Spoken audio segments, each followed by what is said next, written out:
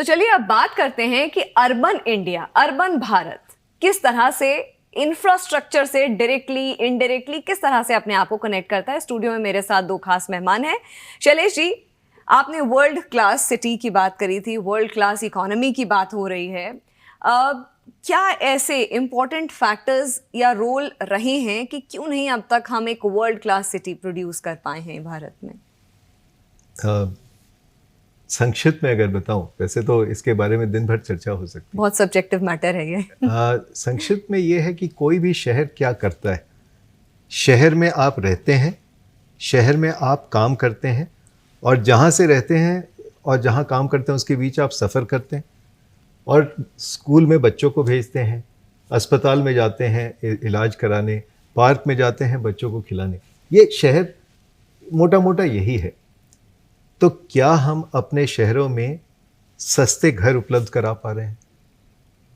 क्या हम अपने शहरों में अच्छे अच्छे जहां ऑफिसेस हों या व्यापार करने का माध्यम हो वो हम बना पा रहे हैं? क्या इन दोनों के बीच, घर और जहां हम काम करते हैं उनके बीच सुगम पब्लिक ट्रांसपोर्ट, सार्वजनिक यातायात व्यवस्था हम कर पा रहे हैं? क्या हम अच्छे पार्क बना पा रहे हैं अपने शहरों में? क्या हम ऐसे सुरक्षित स्थान बना सकते हैं जहां महिलाओं और बच्चों को जाकर निर्भीक रूप से खेल सकें? क्या हम कानून व्यवस्था कर सकते हैं अच्छी? क्या हम अच्छे अस्पताल, सामाजिक इंफ्रास्ट्रक्चर कह लीजिए, बना सकते हैं?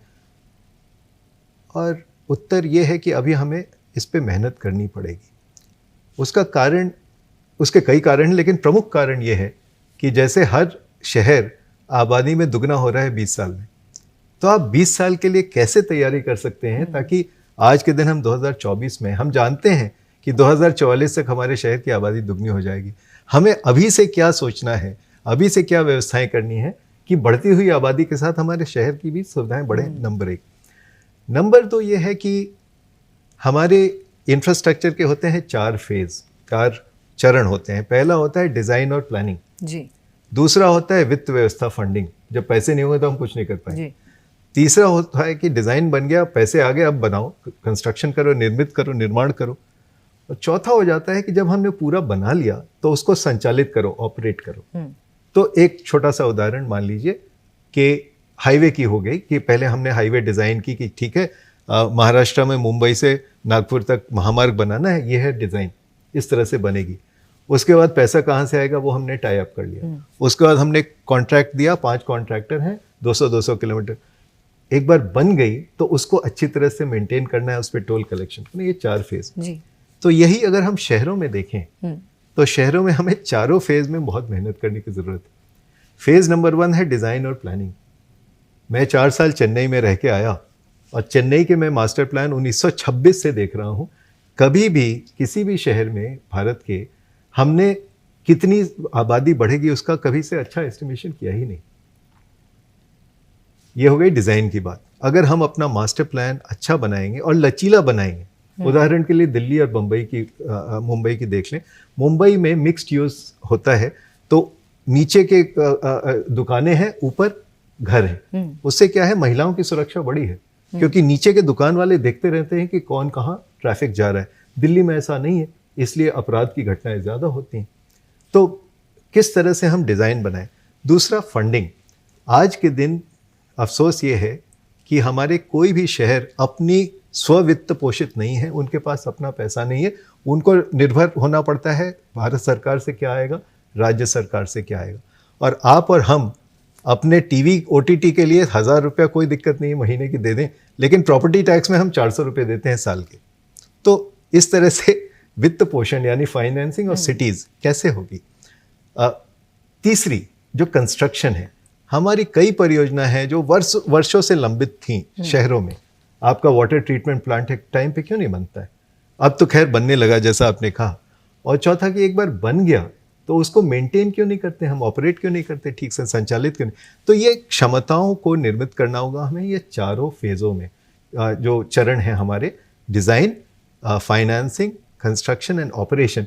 और इसलिए मैं कहता हूँ कि लंबी कहानी है, क्योंकि हमारे जो शहर हैं उनकी शासन व्यवस्था अभी थोड़ी उतनी विकसित नहीं है जितनी भारत सरकार की है या राज्य सरकार की है। जी। और जब मैं अंतर्राष्ट्रीय शहरों को जाके देखता हूँ, मैं एक बार टोरंटो गया था और टोरंटो के जो सिटी हॉल है उसमें जाके मेयर के जो इंटरनेशनल वो हैं काउंसलर, उनसे बात कर रहा था।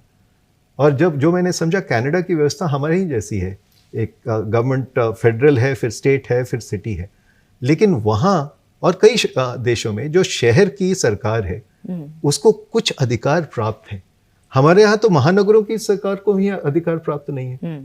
आप चंडीगढ़ या दिल्ली को छोड़ दें जो कि बेसिकली सिटी स्टेट है, तो हमारी सबसे ज्वलंत चुनौती अगले 20-25 साल में है कि हम अपने शहरों की शासन व्यवस्था को कैसे सशक्त कर सकते। ये मुझे लगता है एक इम्पॉर्टेंट पॉइंट है कि किस तरह से हम उनको एम्पावर करें ताकि वो एक सॉलिटरी डिसीजंस ले पाएं।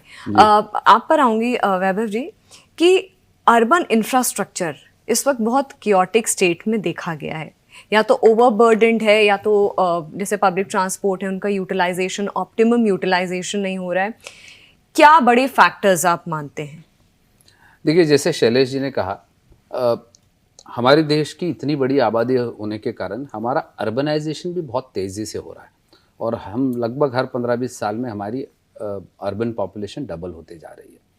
तो मुझे लगता है हम थोड़ा कैचिंग अप ज़्यादा कर रहे हैं, जिसको कहते हैं ना पैचवर्क का काम हम लोग ज़्यादा कर रहे हैं कि जहाँ कहीं हमें गैप नज़र आई, खड्डा नज़र आया, उसको बंद करके हम पैच करने का काम ज़्यादा कर रहे हैं।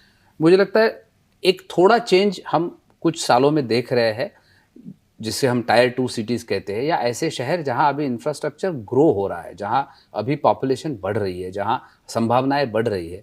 क्या हम वहां उन शहरों को सबसे पहले ज़्यादा अच्छा इंफ्रास्ट्रक्चर खड़ा कर सकते हैं? उसके पीछे मैं बहुत लॉजिकल कारण कहता हूं, क्योंकि हमारे ऐसे टायर 2 टायर 3 शहरों में इंफ्रास्ट्रक्चर बढ़ाने की हमारी कॉस्ट कम है।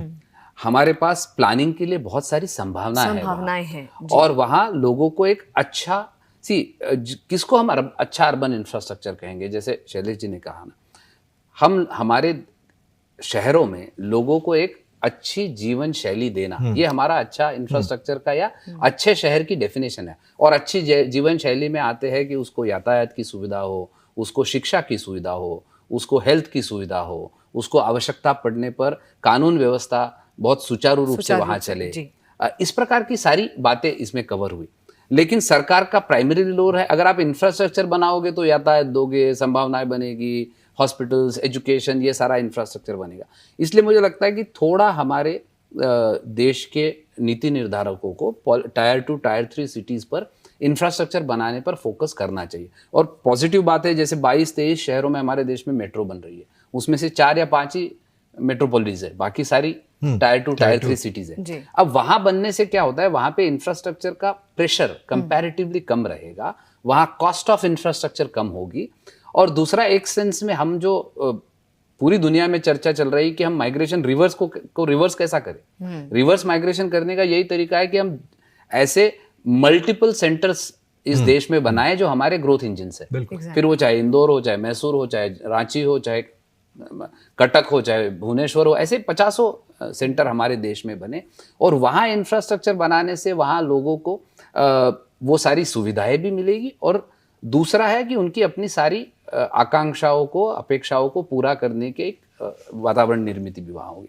तो मुझे लगता है इस पर काम होने की आवश्यकता है। फॉर्चुनेटली पिछले 2 बजट से एक पॉजिटिव बात ये हुई है कि हमारे अर्बन इंफ्रास्ट्रक्चर सरकार की प्रायोरिटी में आया है, और दूसरा हमारे अर्बन इंफ्रास्ट्रक्चर में जो एक सबसे बड़ा लैक्यूना है वो है अर्बन प्लानिंग लॉज का।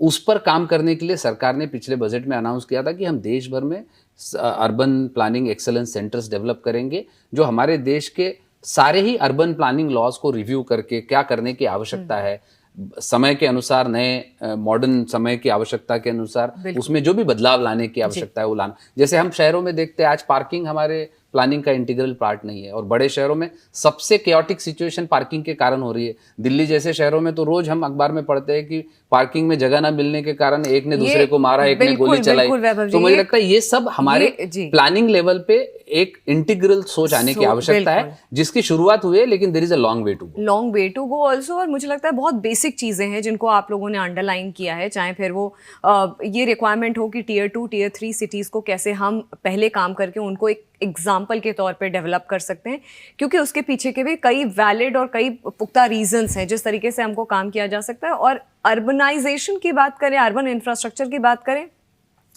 प्लानिंग एक अहम मुद्दा रहती है जिसको सबसे पहले एड्रेस करना बहुत ज़रूरी है। तो ये थी बात किस तरह से अर्बन या अर्बनाइजेशन को हम कनेक्ट करते हैं इंफ्रास्ट्रक्चर सेक्टर से, किस तरह से अर्बनाइजेशन तेज़ी से हो रहा है, उसको पेस में रखते हैं, उस पेस से मिलते जुलते हुए आप इंफ्रास्ट्रक्चर डेवलपमेंट को किस तरह से एक पुश दे सकते हैं।